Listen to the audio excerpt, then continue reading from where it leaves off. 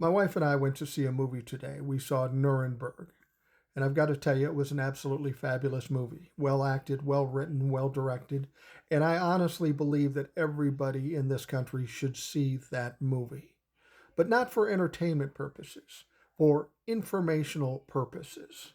Because what took me aback as I'm watching this movie is the parallels between the Germans of the 30s and 40s to the Republicans of today.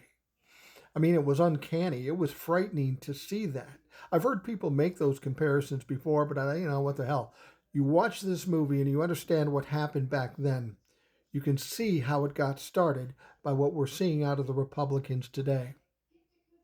The main guy in the Nuremberg trials was a guy by the name of Hermann Goring.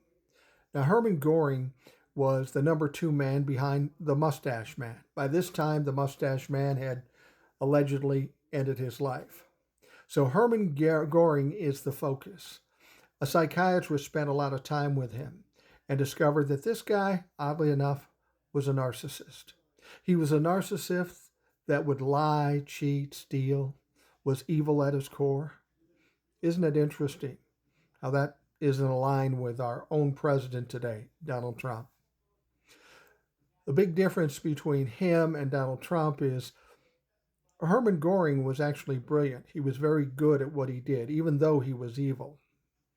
Donald Trump is that kind of evil, but he's stupid on top of it. And for that, we should be thankful, because if he had half a brain, we'd be in much deeper trouble. But it's important to understand what happened then so we can figure out how to adjust for today. It's funny, the psychiatrist who was talking to Goring was going to write a book, wrote a book about his whole experience talking to him. And when he was interviewed about the book, he made a statement that basically sunk his book.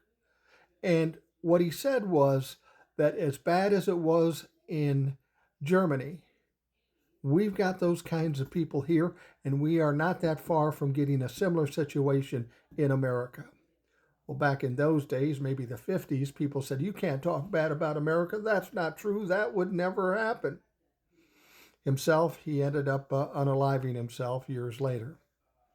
But it's interesting. What he said ends up in 2025 to be absolutely true.